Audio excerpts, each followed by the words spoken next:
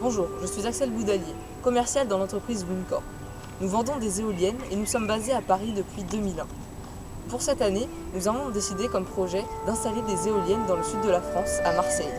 Pour ce projet, nous allons rencontrer plusieurs spécialistes, Sébastien Maviel, qui est scientifique et expert dans ce domaine, ainsi que David Foul, qui est écologiste.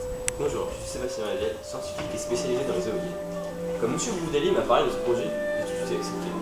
Exploiter ces champs désertiques afin d'alimenter la population en électricité de façon écologique, j'ai tout de suite accroché. De plus, nous savons qu'il y a une forte présence de vent à Marseille. Nous pourrions ainsi exploiter ces zones pour produire le maximum d'énergie électrique. Je vais maintenant vous expliquer comment fonctionne une éolienne. Alors, sous l'effet du vent, l'hélice va se mettre en marche. Ainsi, l'hélice entraîne l'axe qui est relié à l'alternateur. L'alternateur produit alors de l'électricité. Le transformateur situé à l'intérieur du mât élève la tension du courant électrique produit par l'alternateur et envoie l'électricité au panneau électrique.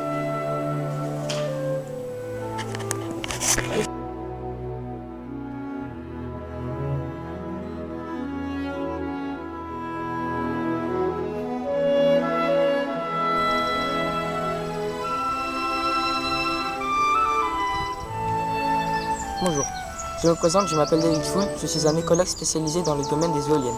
Le projet de la société Wincor m'a tout de suite plu, car c'est vrai, les éoliennes possèdent un avantage non négligeable. De plus, elles possèdent une fiabilité qui ne cesse de se développer depuis 30 ans. Les éoliennes possèdent de nombreux avantages. Tout d'abord, l'énergie éolienne ne produit pas d'émissions nocives d'origine hydrique ni de déchets solides toxiques. De plus, l'énergie éolienne est l'une des sources les plus économiques de nouvelles productions d'électricité à grande échelle. L'énergie éolienne devient de plus en plus économique à produire à mesure que des économies d'échelle sont réalisées et que les prix de l'électricité augmentent. L'énergie éolienne est créatrice d'emplois. Un seul nombre, 3785 comme le nombre de personnes occupant des emplois dans l'industrie éolienne. En 2006, l'industrie éolienne a contribué à 1,6 milliard de dollars au produit intérieur brut, PIB. L'énergie éolienne constitue un attrait touristique pour les collectivités locales.